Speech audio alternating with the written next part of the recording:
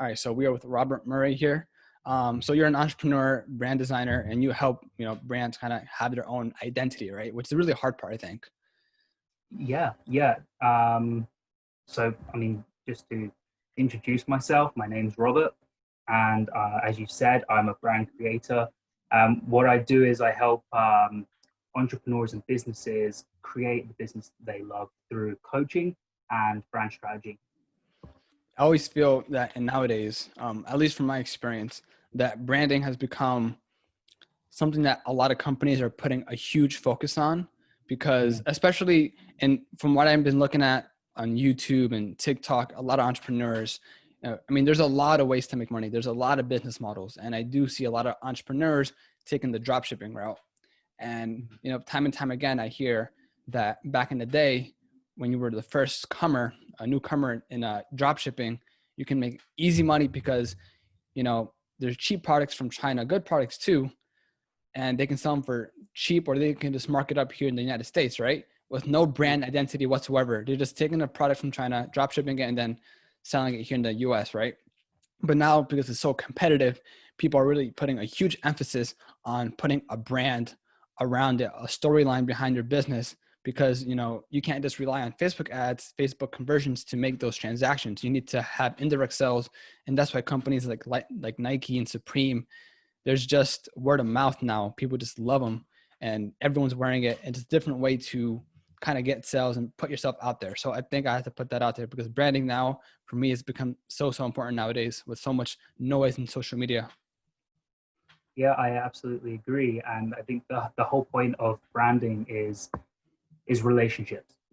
So it's not about, hi, I have a service to sell. Here's a product. Here's something that, as you said, they just go on and buy like cheap imported goods from China. There's a huge shift on quality and trust, because this is like two really important factors that play in any successful business model. Is that people are very aware of the shady going ons in the world right now. So they want to know that any kind of products are, sustainably sourced and that are being made to high quality, because nobody wants cheap tat, and it's like these t-shirts as well that are like bought really cheap with these prints that basically wash away in the washing machine because they've just been like gone through a very very cheap printing process. These are the kind of business models now that people are just like, I don't want to go to some random drop shipping store. I want to know that if you are putting this together through obviously like drop shipping, that your manufacturer is legitimate. And it's up to a business to communicate that to their audience, that Mhm. they're not just another person selling something that's been imported from China on Shopify. Yeah. Wait, Robert, just to provide context, how did you get into entrepreneurship, brand design, and coaching in the first place? Yeah, sure. So I worked for 7 years at a global financial publisher. Main responsibilities were managing the identity for the company, and also working with banks to create content around their brand and ensure that that was like to their standards, consistent with their brand, um, and yeah, just that was basically my daily tasks. Wait, how is that level of branding? Because I feel that's more into the corporate side of things, right? Because right now, nowadays, branding and in terms of entrepreneurship, where people have a business that's either they're solopreneurs or they have a small team, they can make change almost instantaneously. Whereas corporate, people say it takes a very long time to make a decision. What's kind of that workflow like of working in a corporate job, watching or operating the brand in that aspect compared to other smaller businesses? Yeah, so to talk a little bit on that, firstly, from the internal aspects, as in the business that I worked for, Hmm. any changes were very immediate. Okay. Maybe a couple of days to kind of take effect, depending on the approval process and if the managing directors got to see it in time. People are busy and all that. But um, externally, working with the banks now, that was a lot of fun. So that could take anywhere between, like a few weeks. Sometimes you wouldn't get sign off. Sometimes you'd be ghosted for an incredibly long time because comms, man, external comms in the Hmm. financial sector is a nightmare. I'm kind of surprised that you can actually create a brand around a bank.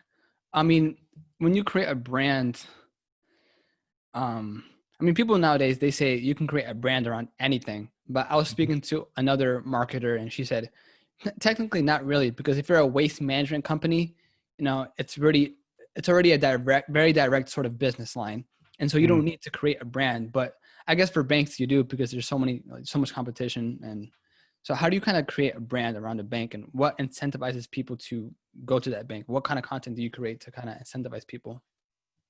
Yeah, so honestly, for the banking sector, one of the hugest problems and biggest points that the focus is always on is trust. So you had the huge financial crisis back in, I think, 2015, which forced a lot of consumers and many users of banks to lose all of that trust in banks. And so one of the core focuses, and I think for banks throughout, has always been that they are trying to win the trust of their audience, whether that be through like the best customer service, and through like a human approach, because that's something that can often be lacking in the banking sector, is that kind of handheld approach to their consumers. Uh, so really it's about, and as with any brand, it's about kind of finding how you as a brand, as a bank and a brand, um, have a relationship with your audience. You need to think, what kind of personality do I want this bank to be? Who is this bank? What role are they going to play in our customers' life? Are they, for many, it's like an advisor, it's a mentor, right? They position themselves as somebody that can lead them from A to B throughout any of their financial decisions. They want to be there, they want to help, they care, right? And that's really the main goal of kind of like imparting that knowledge to your Mhm. target audience. Um, that that is who you are and what you do. If you were to, or if some entrepreneur were to reverse engineer their business, say they're starting a business and they want to create an actual brand, right? Um, is it important for that person to create or to come up with the message, a meaning of what the brand actually is, and then establish a brand name around that? Or should they kind of allocate some of their attention to what their competitors are doing, so they don't have a carbon copy or something that's very, very similar to what other companies are doing? Or should you just focus entirely on what you're doing and just build a brand? Because there's a lot of businesses, there's a lot of competition, and at the end of the day, some people say branding is the most important part, even if you're in the same industry and if it's really saturated. Yeah. So I love that question. Now, honestly, the best approach is a mixture of both. You Okay. cannot afford to turn a blind eye to what your competition are doing, because they can give you insightful knowledge as to what they're not currently doing. And that is where anybody looking to establish a brand and to establish their message, is going to have the most success. To Obviously, you need to focus on yourself. You as a business owner need to think, what is special about my business, and what values do I have, what's important to me, because this is something that I want to share with my audience, because it's about creating a relationship around shared values. But you can't afford to ignore what's going on in the competition either, because they could be excelling at something that you are looking to get into too, right? You may have a very similar way of working, very similar message, in which case the person who's already established and has that, has that support from a consumer, if you're then trying to break into that market with almost identical positioning and identical messaging, nobody's going to listen to you because it just looks like a carbon copy of this person. And you, oftentimes, you may not even know, right? Because you think, well, this is obviously what people want, but you do need to be positioning yourself in a way that is kind of saying, I've recognized that all of these other competitors are not doing X, and that's where we come in to deliver that best X, better than all of them. That's what we're here for, and that's what every competitor does, right? You know, you've always got somebody who's the loudest at something. Mm-hmm. I just came up with a quick analogy. I don't know if you're too familiar with SoundCloud rappers. There's a stereotype where, you know, you have these rappers nowadays who have a lot of tattoos on their face, and in a way, it's marketing because, you know, even if you look at Tekashi 69, an influential rapper nowadays in the U.S., and I think he's a good marketer, not only literally because of how he looks like, you know, rainbow hair, tattoos, you can easily recognize him from across the street and whatnot. But, you know, his style too. And I think is really important, not to just copy others, but to really stand out. And I think another important aspect is, you know, I think some people are too fixated on what their competition is doing instead of what they're doing and what they want, you know? So I think it's important to really know what you want in the first place. And then it can go very tactical to see what your competition is doing and maybe play catch up or work your way around that. But I think at the end of the day, you have to focus on what you're doing. Exactly, like right there. Again, I always say it's a mixture of both. It's good to know what they're doing, but you need to figure out like, what is unique about you in order to deliver that. Now, you mentioned a really fun example there about that rapper, because I've seen him. I don't know much about him, but I've seen him, and I made a statement about, obviously, like, you know, there's always somebody who's the loudest at something.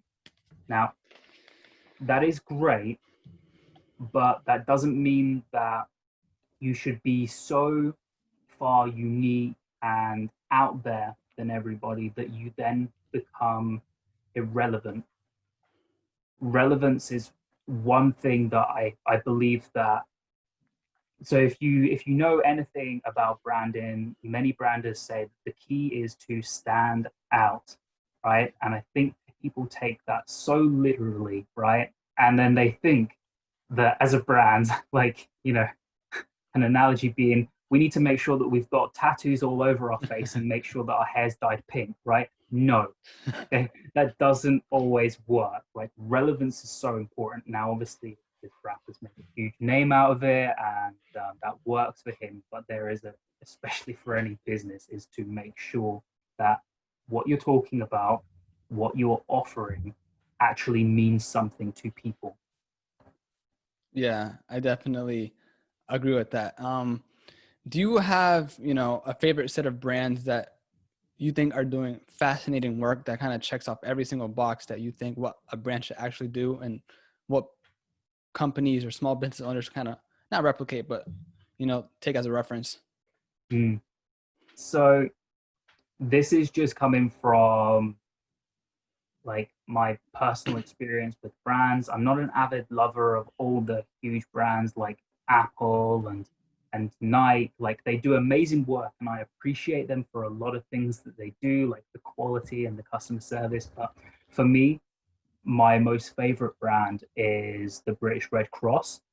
I don't know if you're aware of their work, but obviously they go out into like the missions and basically helping people in like war-torn countries, you know, overcoming these challenging times, and literally take a very, very heartfelt, caring approach to help people in the most difficult situations.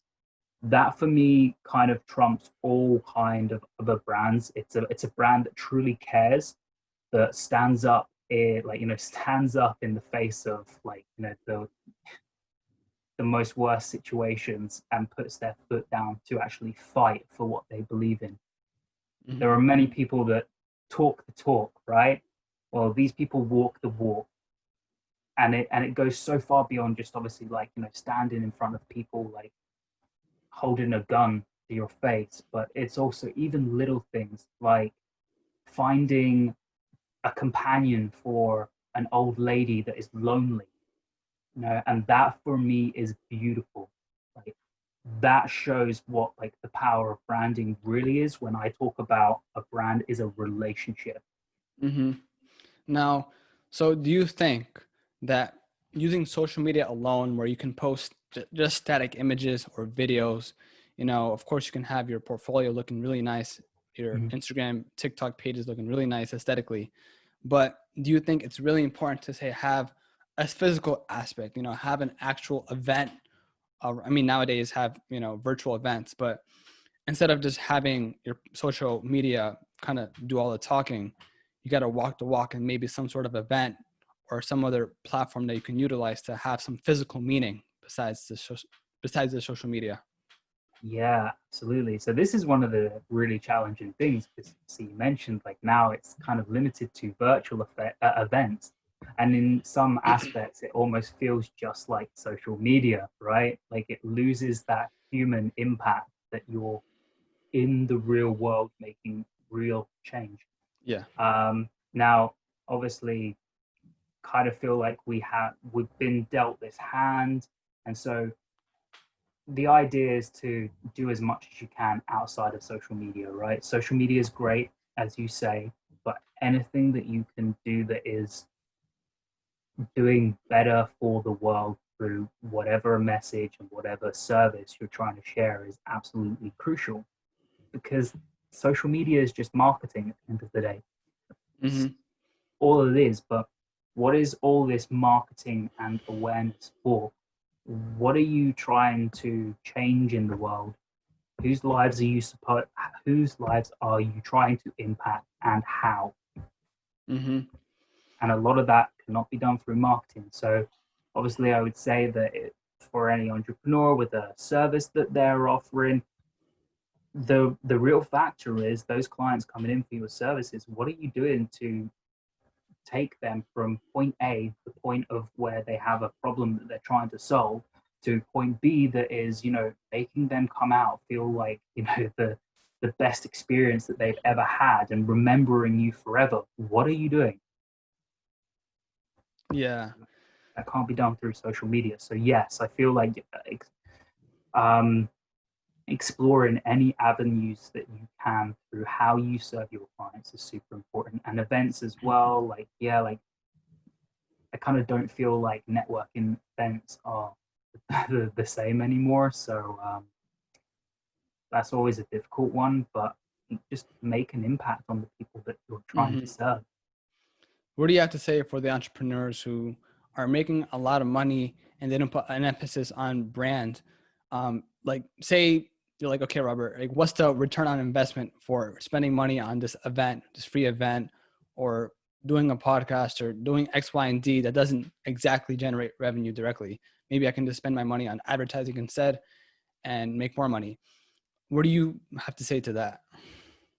So in terms of using these free platforms to boost awareness, is that what you're talking about? Like, should because a lot of entrepreneurs they just focus on transactions instead of like branding. And of course, if you do brands, you can get a lot of indirect sales. You can meet a lot of new people, and basically get a good return on investment. That's not exactly measurable. You can't really measure the return on investment on a free event of some sort. Um, so how do you put that emphasis to business owners who really should have a brand identity and create a brand instead of just focusing on the straight transactions? Yeah, so I do believe that having a presence online, whether it be through podcasts, social media, is hugely important because what you're doing is you're building your community. You're building people that uh, building people. You're building relationships with people. So anybody that decides to interact with your brand, um, you're having an open channel of communication with them. You're able to talk to them. They may not be ready to buy from you right now, but you're still nurturing them by sharing your brand values, by helping them through the best through the best methods that you know, like sharing your free content, which can be done through a number of means, through blogs and things like that. Um, the point is conversation, communication.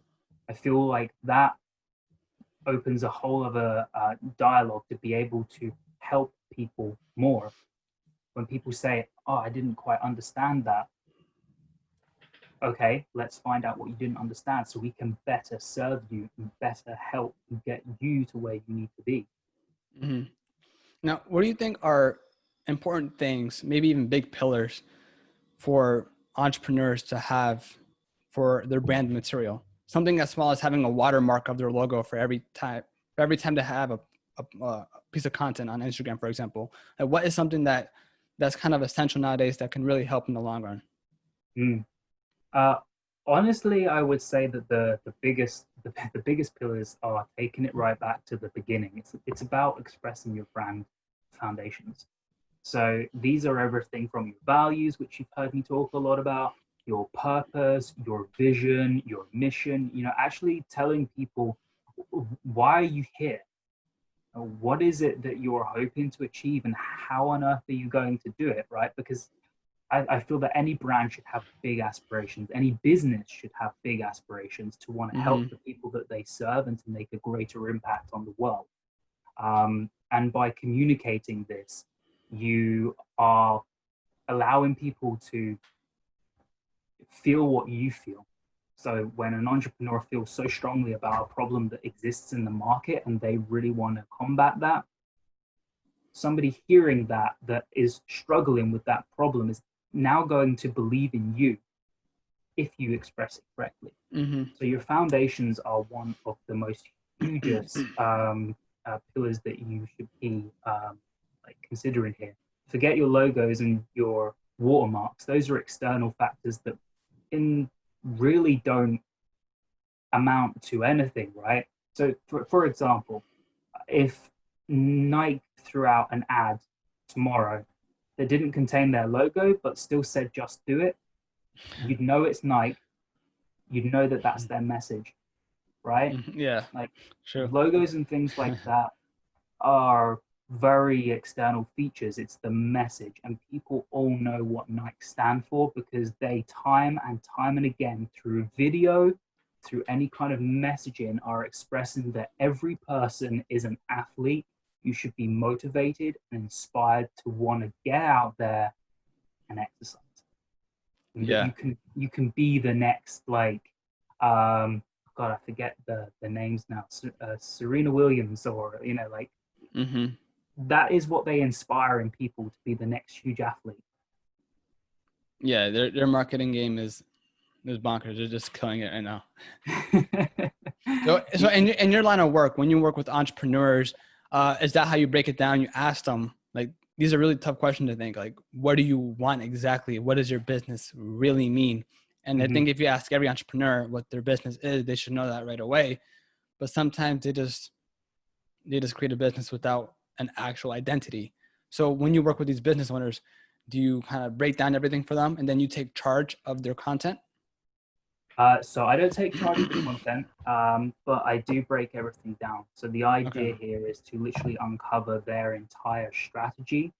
The communication is something that I could help them outsource, like find the right marketing department to Okay. then put that message out there. But I mainly focus on uncovering their foundations and their entire like strategy around who their audience are, the kind of the personality for the brand, and like that initial design as well. Um, for entrepreneurs, the coaching process is obviously a little bit different. It usually requires a lot more hand holding because these are new entrepreneurs that may not have everything mapped out just yet. So you ask them, what impact do they want to make in the world? And you don't always get there right away. So it does take like that time to obviously coach them through. That's why the sessions like usually go over a course of a couple of months, is that as we go through the sessions, these things start to make more sense. They get a clearer idea of what they want their brand to be, who they want to be known for in 10 years' time, the kind of legacy that they want to leave behind. Because I feel like anybody saying that I want to be an entrepreneur should be thinking in the minds of like, I want to make a mark like the Gary V's, the Steve Jobs, right? Like if you're going to call yourself an entrepreneur, think big, all right? And one of the things also that I wanted to mention on like the brand pillars was that you do need to be really clear on your offer as well. And this is something that I found that entrepreneurs don't often do. They have like a foggy idea of I can offer web development services. Or I might be able to do like a little bit of design, and just everything is like so convoluted that people don't know what to go to you for. So that's one of the things as well that I am very adamant on, is that people nail down exactly what they want to be renowned for. There should be a heavy focus on exactly what that is, and it should be clear. Yeah, that's a good aspect that you kind of brought out towards the end, where, a lot of businesses, they can have, a whole bunch of things. And an example is, um, companies who are just focused on, for example, let's take a look at Apple. At first they focused on just computers, right? Back in the day, Apple II, the Apple One, the Apple II, the MacBook, whatever, right? But then they expanded into, although it worked for them, they expanded into other technologies, earbuds, Yep. what is it? The iPhone, obviously, the iPod. They done it successfully, right? But sometimes big companies want to do absolutely everything, and for the most part, of course, you're not only. Amazon is doing everything at the moment, but sometimes a lot of these companies, they want to kind of expand horizontally instead of growing vertically, and then they kind of lose.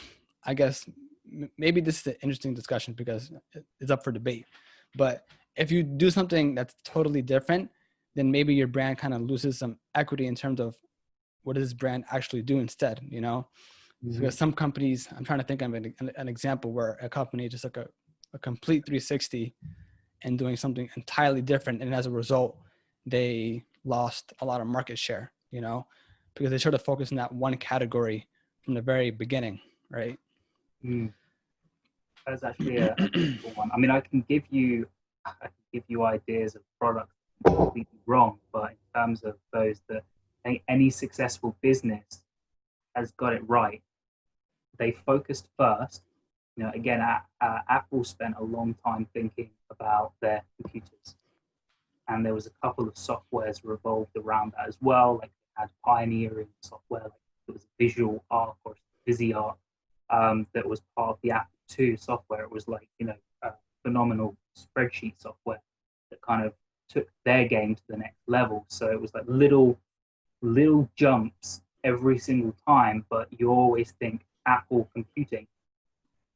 And then they built it up to the point where recognition was already there, and any kind of shifts in technology were complementary to the brand. So they've never gone so far out of their area of expertise. They've always kept it like hardware focused. You always think of something that looks exterior and pretty. Mm-hmm. They don't sell, like data analytics software, because it would be like, how do we market this? And everybody knows us for the pretty thing that we hold in our hand or on our desk. Yeah. I think like, relevance here is what's hugely important. Again, is just Mm-hmm. keeping it within your space. And if you are planning on doing like a huge shift, I think they did a collaboration with Nike, a co-brand, on something to do with the shoes. I can't remember what I think it was AirPods actually. It's Nike AirPods, isn't it? It's Apple and Nike. Oh, really? Yeah. So anything that's too far out of their remit, like that doesn't Yeah. make full sense, you do a collaboration with somebody where it does. Um, that's usually like the better Yeah. idea when you've established your brand and two brands have a very good reputation. Um, Yeah. join forces. Because I think Apple, they have their own credit card too now. I think I've seen it. They have, well, And then okay. there's rumors. I don't know if it's true, but they're gonna come up with their own car, the Apple, something like that. I'm not entirely sure, but it is pretty crazy though. Wow. But I think those are just rumors. But anyways, like, so wait, I want to go back to what you said about entrepreneurs. They have a fuzzy idea of what their actual brand is, and if it's fuzzy, then in the long run, it's not good because say they have their brand for 2, 3, 4, 5 years. They don't really know what the roots exactly are, and maybe people don't know what the business means exactly. And then the entrepreneur itself can be so lost and so used to that fact of working in a business that he doesn't really know, and he's so focused on doing other things, but yet his brand doesn't have any message. So is that something that you want to put in everyone's minds, that if you have a business right now, or if you're planning on starting one, the number one thing that you should do is know why you're doing it in the first place and what it really means, right? Yeah, absolutely.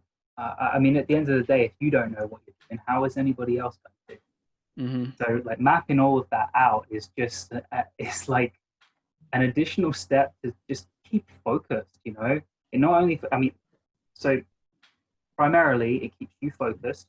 You know what you're doing, you know why you're here, you're motivated, and you keep doing it every day, because entrepreneurship is not easy. And then your audience see that too. They see somebody who's committed, dedicated to making an impact. However small they start out to be, people realize that you're wanting to achieve this. So they start supporting you. And then when you start taking action that backs up all your messaging, then people start to believe in you. Mm-hmm. And then it's just, it's, I don't know the right thing to call this, but just a knock-on effect, right? People Yeah. start It can to see. it can be so difficult. Say you like I said, if you're a solopreneur and you're working on this business by yourself, you and you alone know everything, and you can, effectively and efficiently tell your storyline, your brand, right? Mhm. However, if you have a larger team and you're sharing responsibilities, maybe one person is doing the marketing, other person's doing the branding, or both, it's going to be hard to kind of still have that 100% efficiency in terms of exposing what your brand really means, So if you work in a corporate brand, a corporate company, and you have tons of content creators, I Mhm. think the person managing all that has to make sure that when they make content, it's for a reason. Don't just make it to be entertaining, but kind of show some reason or show how it kind of relates to the brand itself as a whole. Maybe that can be a challenging aspect, because some people, at least listening to this podcast, may have a small team. And if they do want to focus on branding, then they should know what the actual message is and then deliver that message to their teammates. Absolutely. This is why, so firstly, brand guidelines are really important. There are some businesses that have like absolutely monumental, huge brand guidelines, like 100 pages long, right? Hmm. Now, I don't fully agree with having something that big, because it gets confusing, especially when you're sending that out to third parties and things like that. But I do think an internal document that is like a training manual for anybody is so important. And alongside that is to actually have workshops internally to talk about what the brand is about, and to, before anybody actually starts the business, to really understand the objectives behind the company, so that Mm-hmm. any new people, any new workers coming in, know what the fundamental objectives of the brand are, what their vision is, and how that individual plays a part in the overall business. So Okay. for me, yeah, so for me, brand culture is huge, right? And it's basically like, the business's ecosystem. It's how every single worker, works in harmony with each other to fulfill the business's objectives, right? They all make the brand, as much as the customers do as well.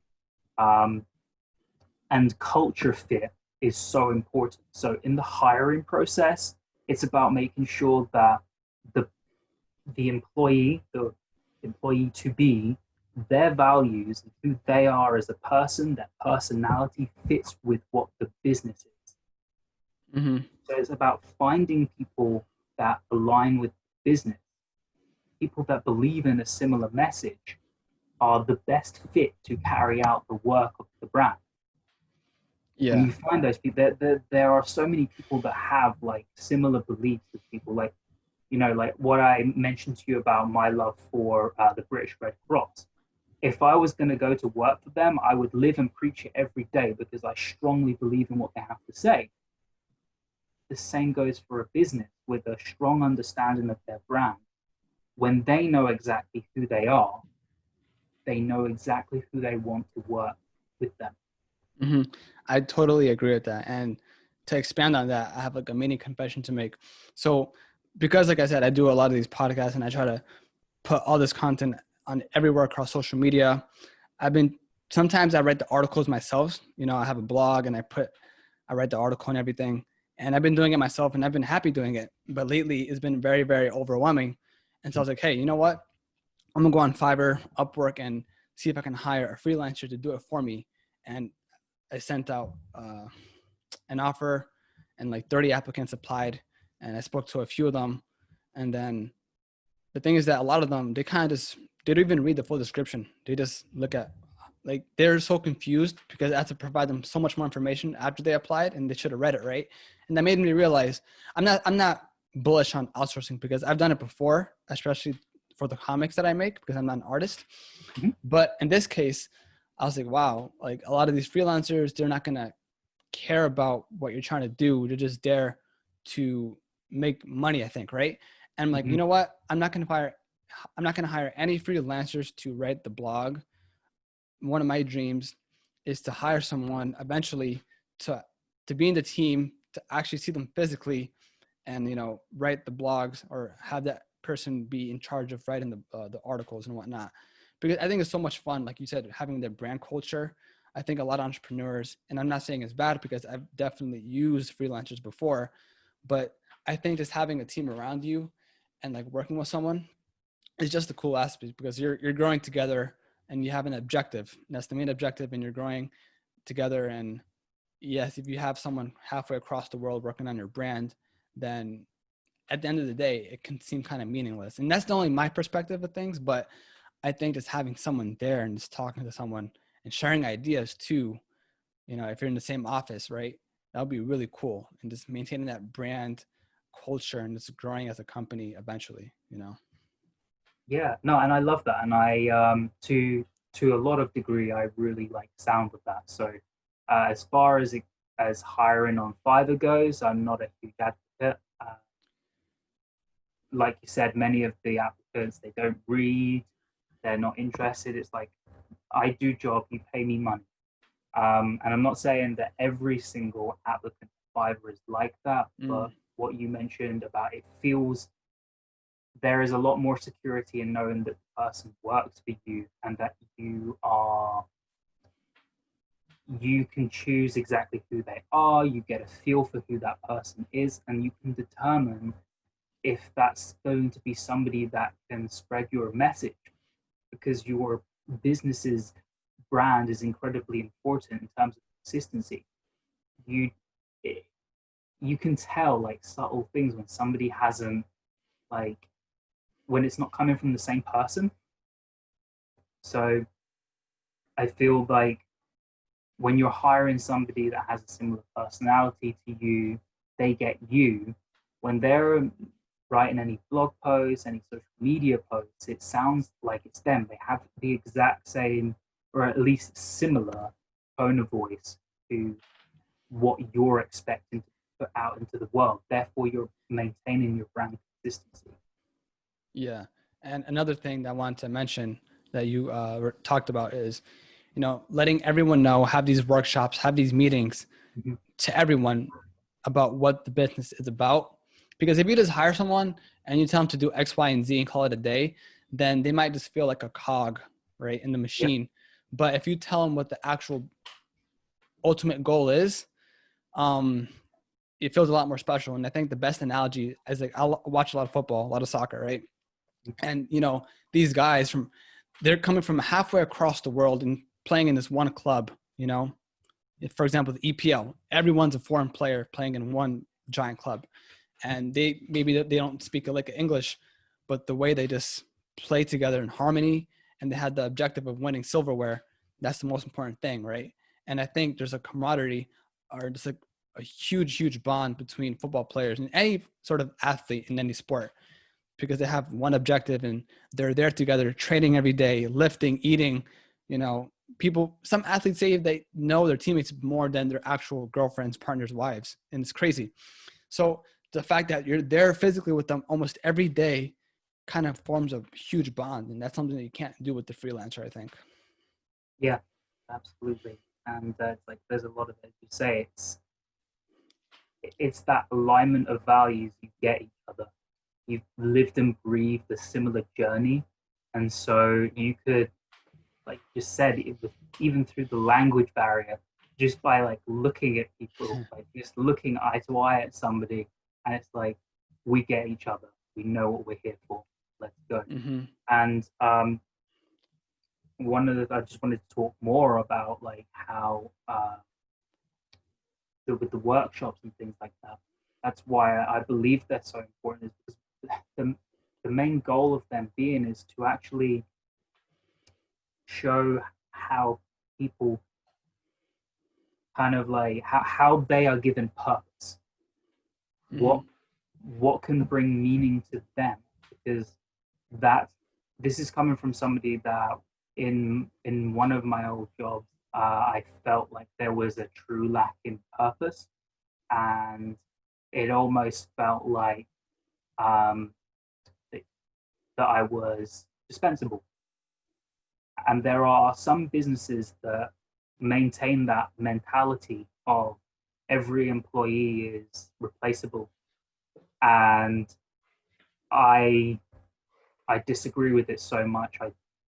I do not believe in it from the bottom of my core. I feel it is the worst thing any business could ever say. Every single employee should be given purpose. They should come into work and feel like they are making a difference. Their job should fulfill them, because a lot of people rave about entrepreneurship and about how, like, you live a life of meaning and that you get to pursue the dreams that you want to pursue. But for a business too, that is equally as important. Not everybody has the entrepreneur within them, but they do have the 9 to 5 in them, and they still want purpose. They still have needs and wants as a person. They want some sort of meaning to their life. And when they go to work, they want to feel like they're making a difference. Yeah, I think the key word there is having a purpose, you know, and that's what kind of makes you kind of stay alive, not physically, but kind of mentally. If you have a purpose in mind, you a lot more motivated. And if you have that objective that you tell everyone to work for, to lead up to, then that's a really huge aspect of it. But so what you do with small business owners and small businesses in general, or any business, do you kind of apply these workshop principles or help apply it? Absolutely. Like, this is something that I well, I don't want to say enforce, but like, it's something that I will talk on with great passion. Okay. And I want to see it applied, like I kind of put in standards in place, like to say, like, if you're conducting an interview, like I would want to see you guys conducting a culture fit interview to make sure that their personality aligns with X points, and like map out questions that are basically identifying the ideal employee. It's like doing defining your target audience, because Mm. your employees are your audience too. They are the people that make the brand come to life just as much as you. So it's that same thing, right? Is that who is this person that's going to work for the business, and how do they fit in? What is their role? And is this going to make them really happy? Now, are they going to be fulfilled in this job? Are they going to come in with a smile on their face every day and know that they are working towards something amazing? Why wouldn't you want that as part of your business structure and part of your training? Mm-hmm. It brings so much success. I don't know how or if it's even possible, but how businesses kind of measure that happiness factor Mm. into a way, because there's definitely a return on investment. Because I think my brother was explaining before that some companies, if you don't have too much light, like literally like sunlight in your building, then Mhm. a lot of employees can lose, like not be as productive, right? Mm. Whereas if they have natural light or at least LED lights at a certain lumens, I think that's the word, then they're going to be more productive, right? For Yeah. example, if you have a desk and you have succulent plants, all these decor decorations, whatever you want to call it, you're going to be more productive. So I think these small things, and then having like that aspect of brand culture, Yeah. even it's extremely hard to kind of measure that exactly, there's definitely a return on investment. Having happy employees in your team, if you do have a team, should be something that you should, I think, focus on Yeah, if you think absolutely. long And term.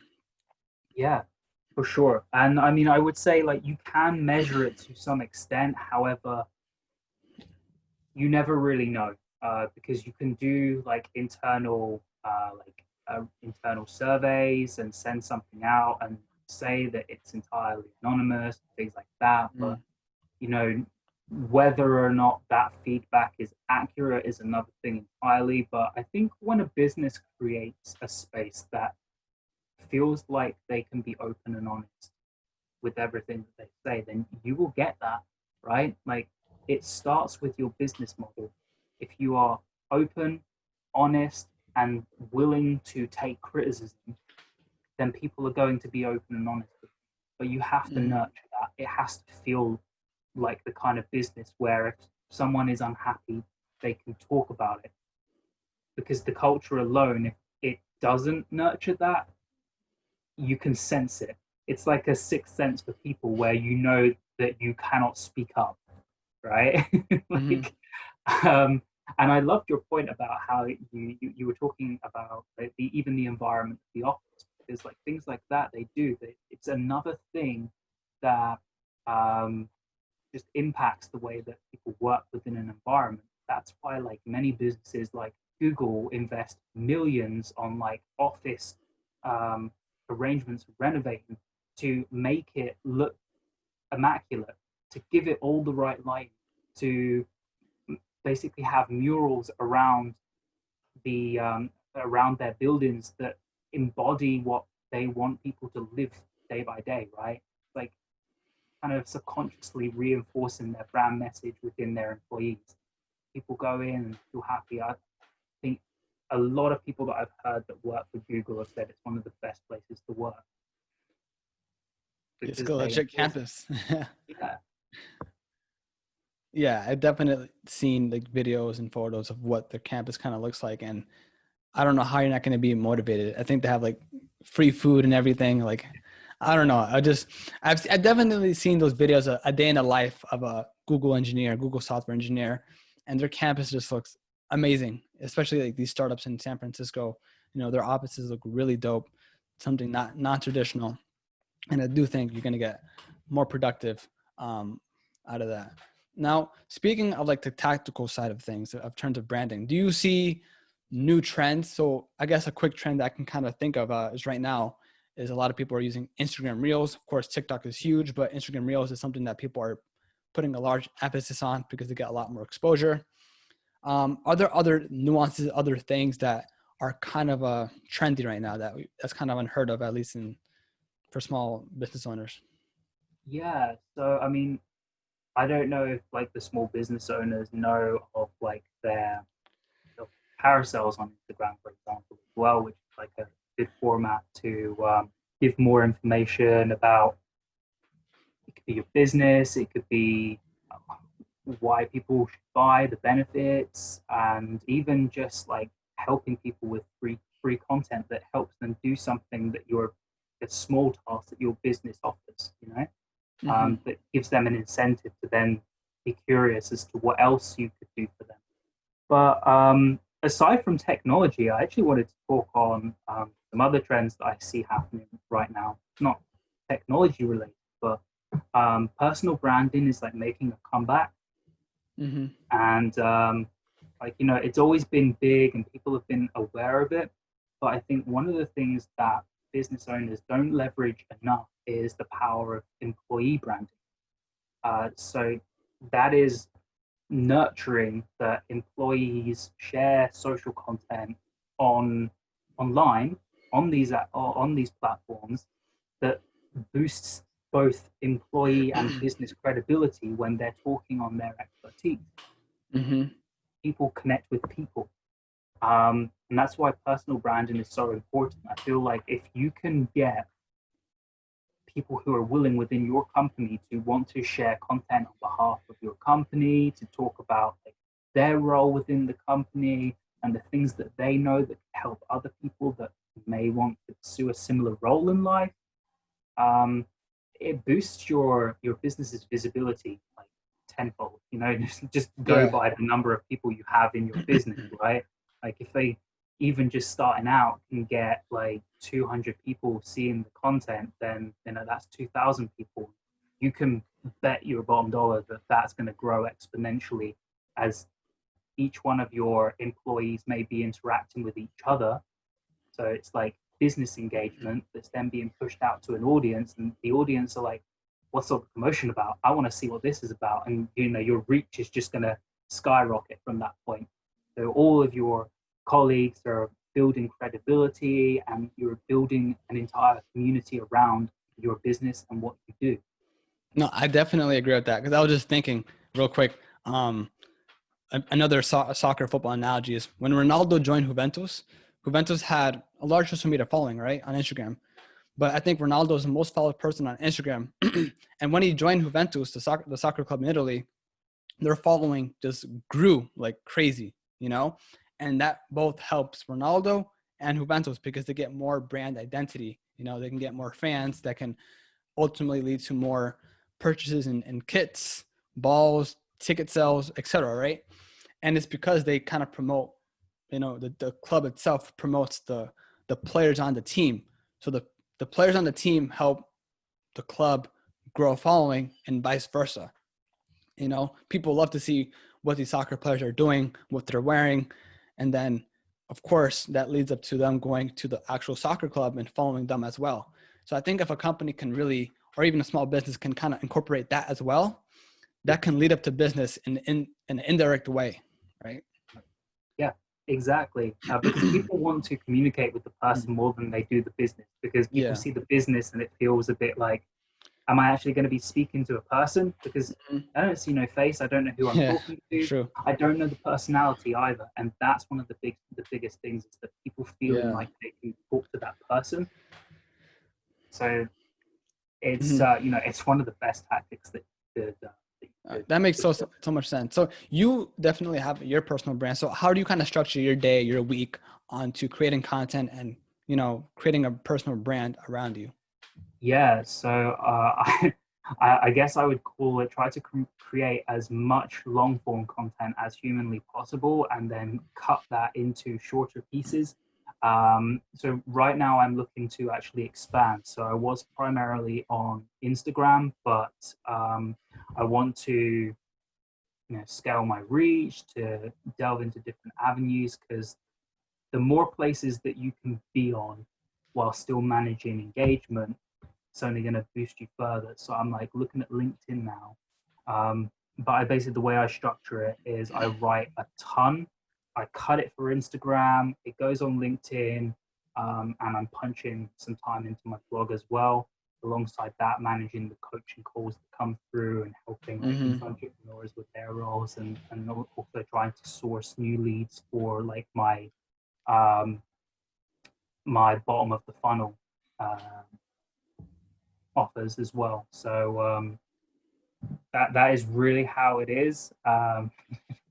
Content creation is tough and it can get a little overwhelming at times. Yeah. Um, but really start with something long and then just chop it all down. Try to get like your week sorted in a day, basically. Mm-hmm.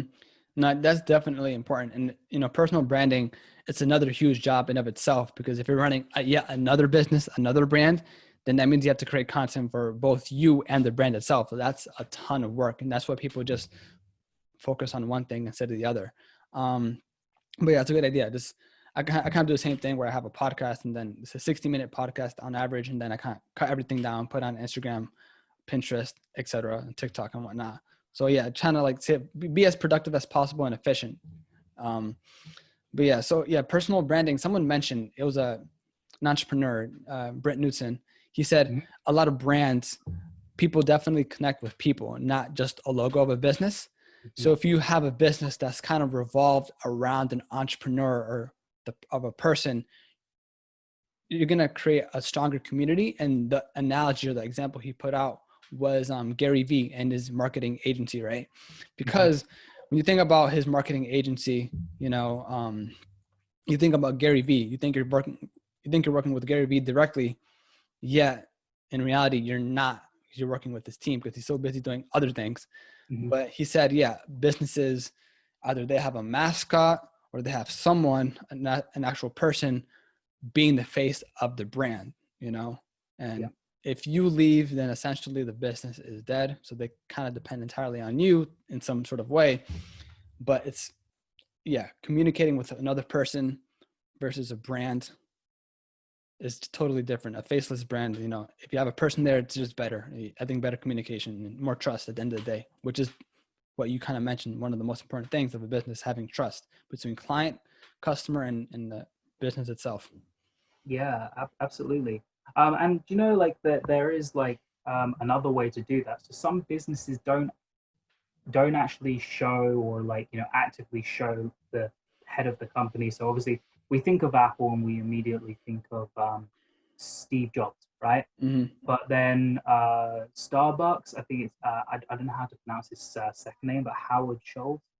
Oh Um, yeah. Not every I don't think I've ever seen him, but I see his quotes sometimes, right? Yeah, that's about it. um, but one of the things that Starbucks does really well is customer driven branding.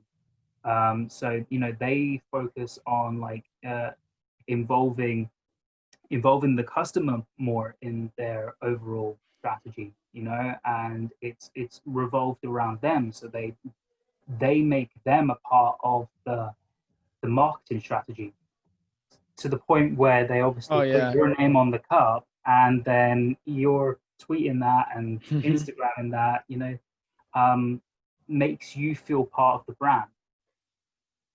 So Yeah, that's that's a good way to another, put it. yeah, that's another way to see some results through your brand and like, leverage something within your company that could be really fun for customers to participate and share it. Yeah, I forgot the exact term. I mean, it's not authoritative figure, but social proof. There it is. If you have Mm. all these customers having a Starbucks cup in their hand, and you're kind of retweeting that or reposting on Instagram, that kind of just shows everyone, hey, this customer from Wisconsin or whatever drank this new latte. She's loving it. She's happy, and it kind of shows that social proof. That person is happy because they get exposure. The brand gets exposure, and they kind of share a cool, special relationship. That person buying that specific drink. Yeah, that is exactly that. It's just about feeling a part of the brand.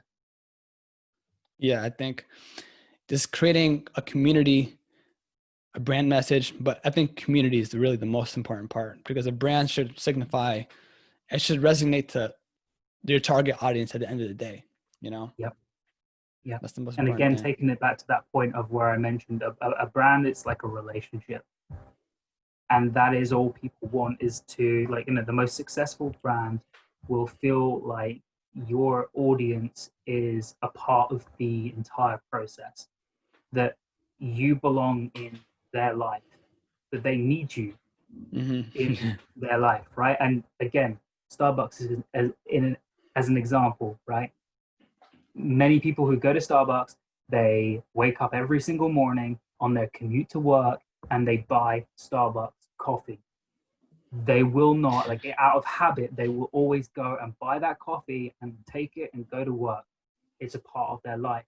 People that are massive Apple fans, the next iPhone that comes out, it's like a trigger that says, I have to buy it right away. They cannot live without the new technology.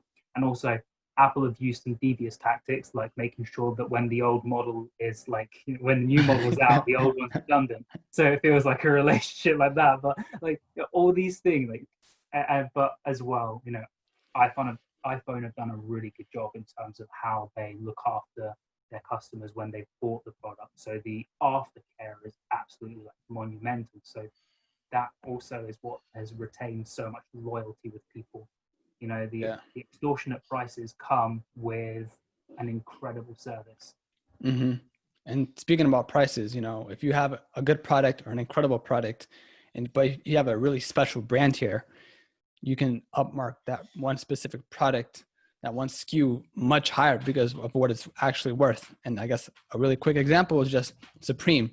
I think a lot of people complain that the actual shirts itself, it's not Supreme quality. It's not a special quality. It's not cashmere or whatever.